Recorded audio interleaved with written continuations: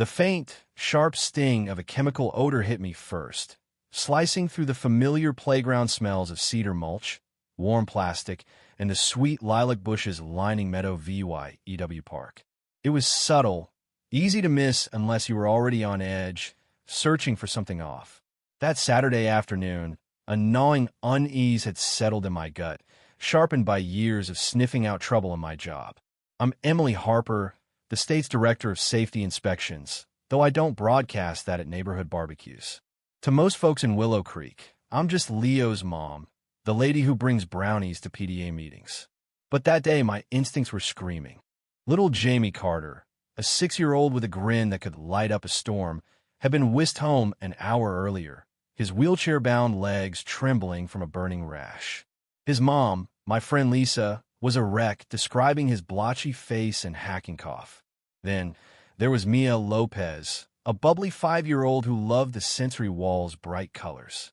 She'd started sobbing, her tiny forearms covered in angry red welts. My own son, Leo, 7 and a whirlwind of energy, was thankfully digging in the sandbox across the park, oblivious to the chaos brewing. Meadow VYEW Park was our pride and joy, a fully inclusive playground we'd fought tooth and nail to build. After endless HOA debates and fundraising, we'd unveiled at last spring a place where kids of all abilities could play side by side. Most of us in Willow Creek cherished it, but a bitter few saw it as a blight. One woman, in particular, had made her hatred crystal clear. "Mom, can I hit the big slide now?" Leo called, his voice cutting through the tension. I glanced at the yellow slide, its cheerful color now ominous. "Just a sec, buddy," I replied, trying to sound calm. My eyes were locked on the adaptive swing set where Jamie had been playing. The chemical smell was stronger there, biting at my throat. Lisa stormed back, her face a mix of fear and fury. "The doctor thinks it's a chemical burn or a severe allergic reaction," she said, her voice shaking. He asked if Jamie touched pesticides or industrial cleaners. "Pesticides?" I echoed, a chill crawling down my spine.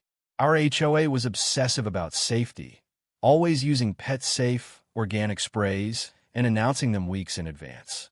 My mind, trained to spot hazards, raced through possibilities. More kids were getting sick. A 4-year-old girl from the merry-go-round was rubbing swollen eyes, sobbing. A boy on the climbing structure clutched his burning hands, palms red and inflamed. Panic spread like wildfire among the parents. "Something's wrong with this park," said Mia's dad, Dr. Tom Lopez, his voice tight. "Something toxic." Then I saw her missus, Evelyn Thornton, standing by the cherry trees, her silver hair perfect, her cashmere sweater pristine. She was a fixture at HOA meetings, her words dripping with disdain for anything untraditional. She fought the inclusive playground with a venom that shocked us all, calling it an eyesore that catered to a demanding minority at the expense of normal kids. Now, as kids cried and parents panicked, she watched with an eerie calm, her face unreadable. Was that satisfaction in her eyes? A month earlier, a heated HOA meeting, Evelyn had stood, clutching papers, her voice sharp as a blade. "I protest these exorbitant costs for niche equipment," she declared. "This playground looks like a medical facility. Are we sure these children even benefit? Their needs might be better met in specialized facilities." The cruelty in her words had stunned a room. I'd countered, citing ADA laws and the benefits of inclusive VY, but her glare promised trouble. Seeing her now, a horrifying suspicion took root. I tried to dismiss, but couldn't shake. By evening, chaos reigned. A dozen kids, ages 3 to 10, were in clinics or the ER with blistering rashes, breathing problems, nausea, even dizziness. Doctors were stumped, suspecting a rare allergen, but the pattern was clear. Kids using the adaptive equipment were hit hardest. The HOA taped off the park with yellow caution tape, and rumors flew. Was it faulty equipment? A botched cleaning job? Or something darker? Evelyn, I learned, was stirring the pot online, posting in the community group with chilling detachment. "This proves the new equipment is unsafe," she wrote.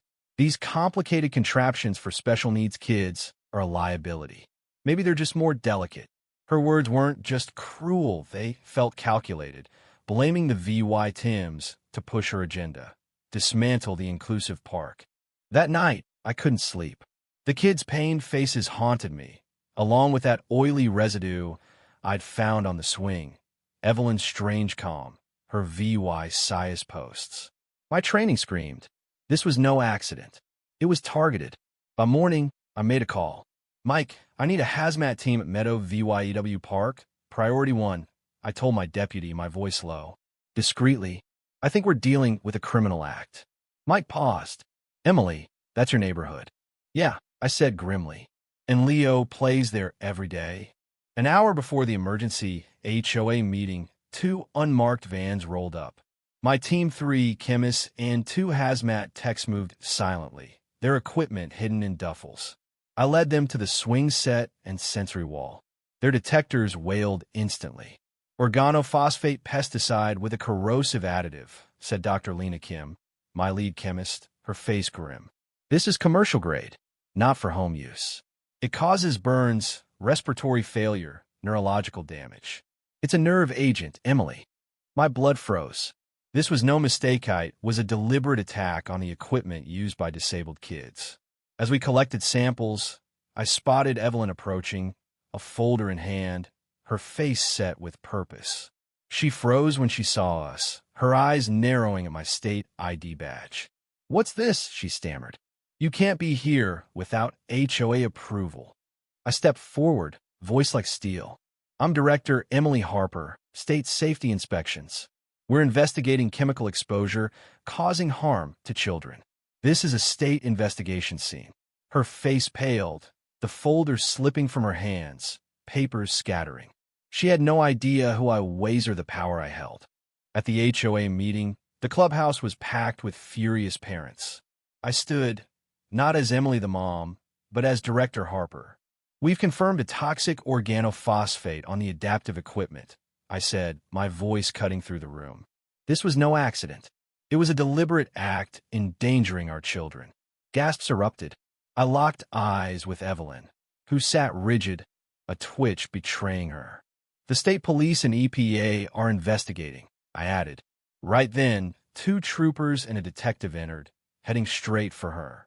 Evelyn Thornton, the detective, said, "We have a warrant to search your property. Security footage shows you with a sprayer near the park Tuesday night. We found pesticide residue in your shed and purchase receipts." Her composure shattered.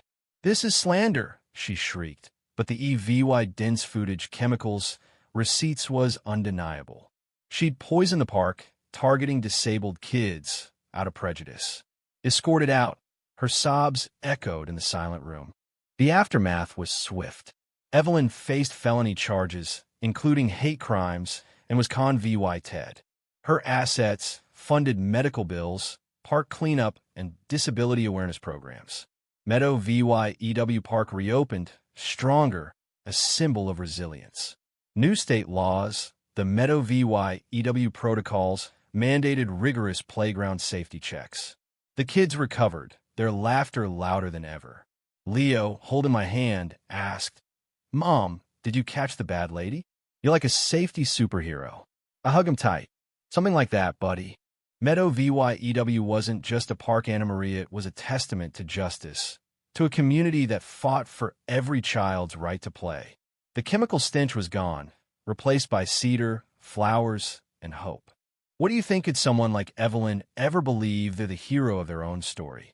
Should communities ban people like her, or would try to change their minds? How far would you go to protect a place like Meadow VYEW? Drop your thoughts below, hit that like button, and subscribe for more stories that'll keep you on the edge of your seat.